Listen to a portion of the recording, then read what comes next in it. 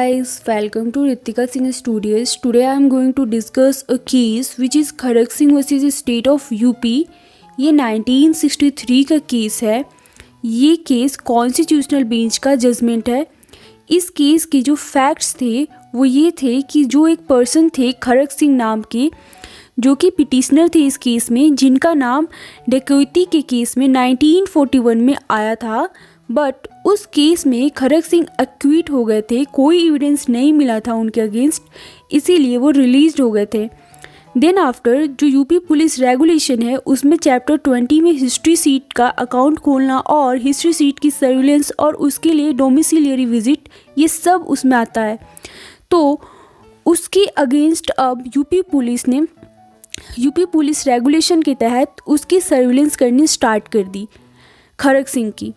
Then after इससे परेशान होकर खड़ग सिंह ने सुप्रीम कोर्ट में आर्टिकल 32 में रिट पिटीशन फाइल करते हैं और बोलते हैं कि मेरे दो फंडामेंटल राइट वायलेट हो रहे हैं।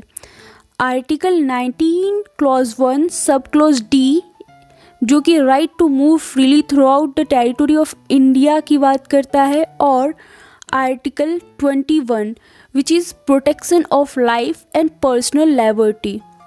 सुप्रीम कोर्ट की बेंच के थ्रू ये कहा गया कि जो article 19 clause 1 sub clause D है उसका वायलेशन नहीं है, बट आर्टिकल 21 का वायलेशन है। और उसमें जो डोमिसिलियरी विजिट थी उसमें ये कहा गया कि ये आर्टिकल 21 का वायलेशन करती है and this is unconstitutional.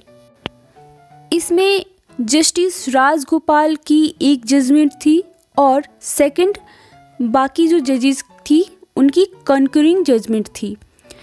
Justice Rajagopal ने कहा ओनली डोमिसिलियरी विजिट है वो अनकॉन्स्टिट्यूशनल है, बट जो मेजॉरिटी जजमेंट थी उसमें ये कहा गया कि पुलिस रेगुलेशन का सेक्शन 236 है वो कंप्लीट अनकॉन्स्टिट्यूशनल है। And in this case Supreme Court interpreted the word life which means something more than mere animal existence.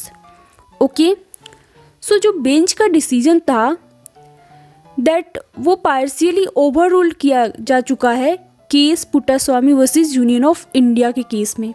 So guys, ये था Kharak Singh versus state of UP case का एनालिसिस।